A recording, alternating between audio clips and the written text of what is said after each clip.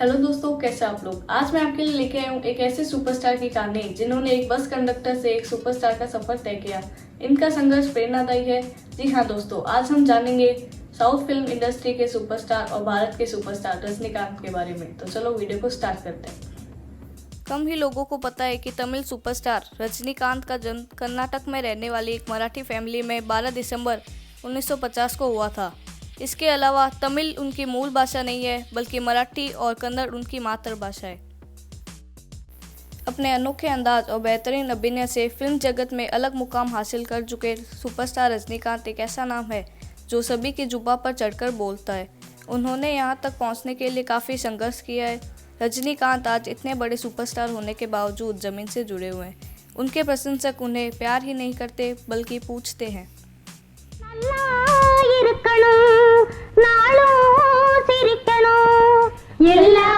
रजनीकांत का संघर्ष खुद में प्रेरणादायी है कि कैसे एक बढ़ई और बेंगलुरु परिवहन सेवा का एक मामूली बस कंडक्टर और कुल्ली से वह सुपरस्टार बन गए।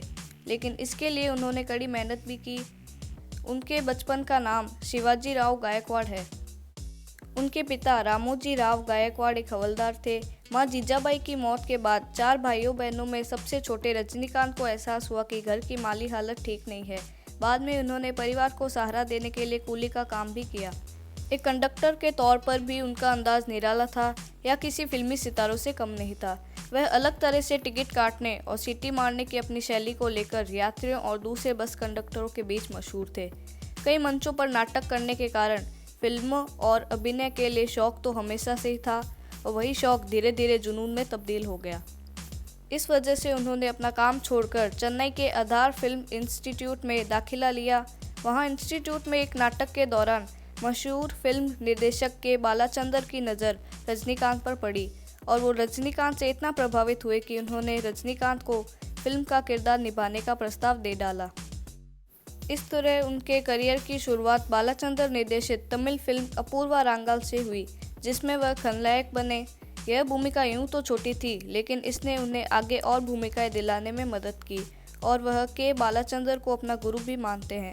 इस फिल्म को राष्ट्रीय पुरस्कार से नवाजा गया था। रजनीकांत ने एथिराज कॉलेज की छात्र लता से शादी की है। लता ने कॉलेज मैगजीन के लिए उनका इंटरव्यू लिया था। उन्होंने 26 फरवरी 1981 को आंध्र प्रदेश के तिरुपति मंदिर में 7 फेरे लिए। आज उनकी 2 बेटियां हैं, ऐश्वर्या रजनीकांत और सौंदर्या रजनीकांत, और उनकी पत्नी द आश्रम नामक एक स्कूल चलाती है। बेटी ऐश्वर्या की शादी धनुष के साथ 18 नवंबर 2004 को हुई थी। उनकी छोटी बेटी सौंदर्या तमिल फिल्म उद्योग में निर्देशक, निर्माता और ग्राफिक डिजाइनर है। 3 सितंबर 2010 को वह उद्योगपति अश्विन रामकुमार के साथ शादी के बंधन में बंध गई। रजनीकांत का फिल्मी कैरियर उतार चढ़ाव से भरा है। उन्होंने पर्दे पर पहले नकारात्मक भूमिका और खलनायकी से शुरुआत की। इसके बाद उन्होंने अन्य भूमिका निभाई और अंत में उन्होंने नायक के तौर पर पहचान बनाई। करियर की शुरुआत में तमिल फिल्मों में खलनायक की भूमिकाएं निभाने के बाद वह धीरे धीरे एक स्थापित अभिनेता की तरह उभरे। तेलुगु फिल्म चिलकामा चेप्पिंदडी में उन्हें मुख्य अभिनेता की भूमिका मिली। उसके बाद उन्होंने कभी पीछे मुड़कर नहीं देखा। कुछ सालों में ही रजनीकांत तमिल सिनेमा के महान सितारे बन गए और तब से सिनेमा जगत के एक प्रतिमान बने हुए हैं। रजनीकांत ने अन्य देशों की फिल्मों में भी काम किया है, जिनमें अमेरिका की फिल्में भी शामिल है। बॉलीवुड में उन्होंने मेरी अदालत, जान जानी जनार्दन, भगवान दादा, दोस्ती दुश्मनी, इंसाफ कौन करेगा, असली नकली, हम, खून का कर्ज, क्रांतिकारी, अंधा कानून, चालबाज, इंसानियत का देवता जैसी हिंदी फिल्मों में एक खास मुकाम बनाया है। साल 2014 में Rajinikanth 6 Tamil Nadu state film award से नवाजे गए, जिनमें से 4 सर्वश्रेष्ठ अभिनेता और 2 स्पेशल अवार्ड सर्वश्रेष्ठ अभिनेता के लिए मिले। साल 2000 में उन्हें पद्म भूषण से सम्मानित किया गया। इसके अलावा 45वें international film festival of India में रजनीकांत को centenary award for Indian film personality of the year से सम्मानित किया गया। रजनीकांत और बॉलीवुड सुपरस्टार अमिताभ बच्चन काफ़ी अच्छे दोस्त हैं। यहाँ तक कि रजनीकांत ने अमिताभ की कई सुपरहिट फिल्मों के तमिल रीमेक में भी काम किया है, जो सुपरहिट रही। रजनीकांत और अमिताभ ने कई हिंदी फिल्मों में एक साथ काम किया है।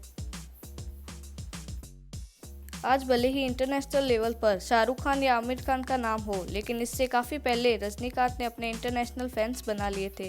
रजनीकांत की फिल्म मुथु 1995 में जापान में रिलीज़ की गई थी, जो वहां पर सुपरहिट रही थी। साल 2007 में रजनीकांत भारत के सबसे महंगे और जैकी चैन के बाद एशिया के दूसरे सबसे महंगे स्टार बन गए। ऐसा कहा जाता है कि फिल्म शिवाजी द बॉस के लिए उन्होंने 26 करोड़ रुपए की फीस ली थी। रजनीकांत 60 की उम्र के बाद भी हीरो है। उनका जलवा कम नहीं हुआ बल्कि बढ़ ही रहा है।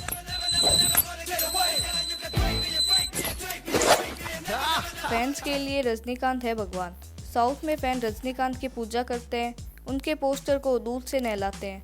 पहले तो ये आलम था कि जब रजनीकांत की फिल्म रिलीज होती थी तो रात में लोग टिकट खिड़की पर लाइन लगाकर खड़े हो जाते थे। कई बार तो सिनेमा घरों में शो सुबह 5 बजे भी शुरू करना पड़ा। रजनीकांत सुपरस्टार है, उनके नाम से ही फिल्म बिक जाती है, लेकिन उन्होंने नियम बना रखे हैं कि अगर फिल्म न चले तो वह पैसा वापस कर देते हैं। एक समय में कंडक्टर का काम करने वाले रजनीकांत एशिया के सबसे ज़्यादा फीस लेने वाले अभिनेताओं में से एक है। मीडिया रिपोर्ट्स के अनुसार रजनीकांत ने फिल्म कबाली के लिए 40 से 60 करोड़ रुपए चार्ज किए थे। वहीं पिछले साल रिलीज हुई फिल्म 2.0 के लिए भी रजनीकांत ने मोटी रकम वसूली थी। उन्होंने बीते साल रिलीज हुई अपनी फिल्म 2.0 के लिए करीब 80 करोड़ रुपए की फीस ली थी। एक किस्सा सन 2015 का है, जब उनकी चर्चित शिवाजी फिल्म बॉक्स ऑफिस पर हिट हुई थी। फिल्म के सफल होने के कुछ दिन बाद रजनीकांत एक मंदिर में गए। वह हमेशा की तरह साधारण कपड़ों में थे। मंदिर में माथा टेकने के बाद वह कुछ देर विश्राम करने के लिए मंदिर के प्रांगण में एक खंबे के नीचे बैठे हुए थे जब ये किस्सा हुआ। लगभग 35-36 साल की एक औरत आई जो रजनीकांत को इस साधारण रूप में नहीं पहचानती थी। उनके साधारण कपड़ों और रंग रूप को देखकर उस औरत ने उन्हें भिखारी समझ लिया और उनको 10 रुपये दान करना चाहा। रजनीकांत पहले तो थोड़ा चौंक गए, लेकिन फिर शीघ्र ही स्थिति को समझ गए और उन्होंने मुस्कुराते हुए 10 रुपये ले लिए।